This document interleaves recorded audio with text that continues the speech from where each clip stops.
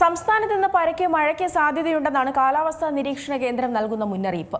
മലാക്ക കടലിടുക്കിന്റെ മധ്യഭാഗത്ത് ഉയർന്ന ലെവലിൽ ചക്രവാത ചുഴി സ്ഥിതി ചെയ്യുന്നുണ്ട്. തെക്കുകിഴക്കൻ ബംഗാൾ ഉൾക്കടലിന് മുകളിൽ പുതിയ ന്യൂനമർദ്ദം രൂപപ്പെടാൻ സാധ്യതയുണ്ടെന്നും മുന്നറിയിപ്പിൽ പറയുന്നു.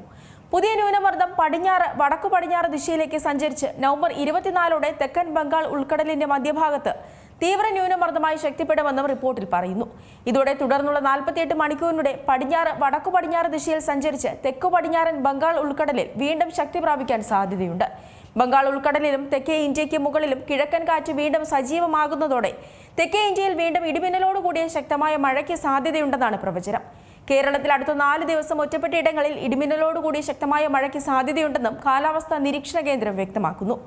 അതിനാൽ ജനങ്ങൾ ജാഗ്രത പാലിക്കണമെന്നാണ് മുന്നറിയിപ്പ്. അതേസമയം ബംഗാൾ ഉൾക്കടലിലെ ന്യൂനമർദ്ദം ചുഴലിക്കാറ്റായി രൂപപ്പെടാൻ സാധ്യതയുള്ളതിനാൽ ജാഗ്രതാ നിർദ്ദേശം പുറപ്പെടുവിച്ചിട്ടുണ്ട്. സെനിയാർ എന്ന പേര് നൽകിയിരിക്കുന്ന ഈ ചുഴലിക്കാറ്റ് വൈകാതെ തന്നെ ആൻഡമാൻ നിക്കോബാർ ദ്വീപുകളിലേക്ക് എത്തിച്ചേരുമെന്നാണ് പ്രതീക്ഷിക്കപ്പെടുന്നത്. UAE ആണ് സിംഹം എന്നർത്ഥം വരുന്ന സെനിയാർ എന്ന പേര് നിർദ്ദേശിച്ചത്. സെനിയാർ എത്തുകയാണെങ്കിൽ മൺസൂണിന് ശേഷം രൂപപ്പെടുന്ന രണ്ടാമത്തെ ചുഴലിക്കാറ്റായിരിക്കും ഇത്. നവംബർ 27-നും 29-നും ഇടയിൽ ചുഴലിക്കാറ്റ് കരതൊടുമെന്നാണ് പ്രതീക്ഷിക്കുന്നത്. തമിഴ്നാട്, ആന്ധ്രാപ്രദേശ്, ഒഡീഷ എന്നീ സംസ്ഥാനങ്ങളെയാവും ചുഴലിക്കാറ്റ് കൂടുതലായി ബാധിക്കുക.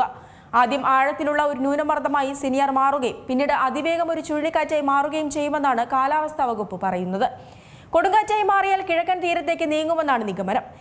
നവംബർ 24 ന്യൂനമർദ്ദമോ തീവ്ര ന്യൂനമർദ്ദമോ ആകുമ്പോൾ മാത്രമേ ചുഴലിക്കാറ്റിനെ കുറിച്ചുള്ള കൃത്യമായ വിവരങ്ങൾ ലഭ്യമാകൂ എന്നാണ് കാലാവസ്ഥാ നിരീക്ഷകർ പറയുന്നത്.